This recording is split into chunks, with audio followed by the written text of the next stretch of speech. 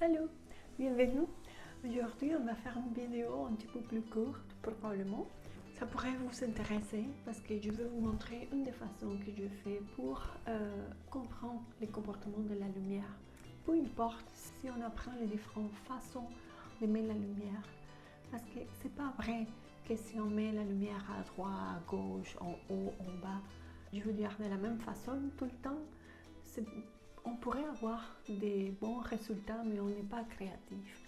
Et je pense que le but d'être un bon photographe, c'est de bien comprendre comment ça fonctionne l'illumination, c'est quel est le comportement de la lumière, et en fonction de ça, on va pouvoir créer des scénarios, des images complètement différentes entre elles, selon ce qu'on veut.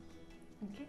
Alors c'est ça, c'est plutôt pour vraiment avoir les contrôles.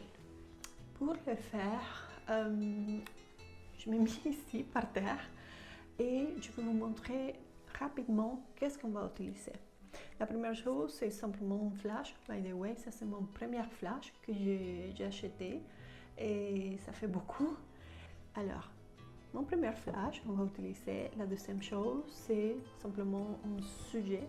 J'ai choisi un peu des graines de café que j'avais dans la cuisine. Petite assiette, une surface blanche et blanche. Et je vais utiliser ça pour vous montrer qu'est-ce que j'ai compris selon la façon comment la lumière fonctionne. On y va. Ok, on va mettre les flashs ici pour éviter que l'ombre du flash tombe sur les sujets. On va mettre les flashs vers le haut et on va voir les types d'ombre que ça va donner.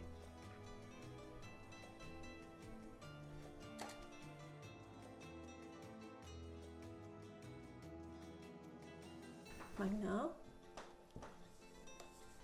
on va changer, on va descendre le flash. On va voir comment la lumière devrait être un petit peu plus directe sur les sujets.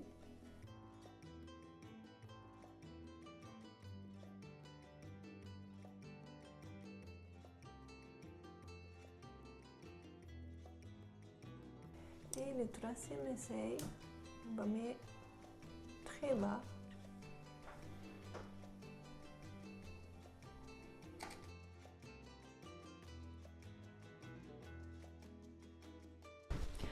Alors c'est ça, c'est une façon de vous montrer comment simplement la direction de la lumière, même pas directement, fait une différence énorme sur les sujets qu'on est en train de photographier.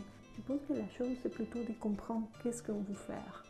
Par exemple dans mon cas, je ne dirais pas que j'aime un plus que l'autre, c'est simplement selon l'objectif. Selon qu'est-ce qu'on veut montrer, selon le désir du client. On travaille avec des personnes qui ont des préférences et ce n'est pas nécessairement notre préférence. Alors, le but d'un bon photographe, c'est plutôt savoir, comme je disais avant, avoir les contrôles de ce qu'on fait pour pouvoir répondre aux clients selon ses préférences. Alors, je vais vous laisser parce que vraiment, l'odeur du café, ça me rend folle, je l'adore, c'est super bon. Et je pense que je vais aller prendre un café. Bye, à la prochaine vidéo.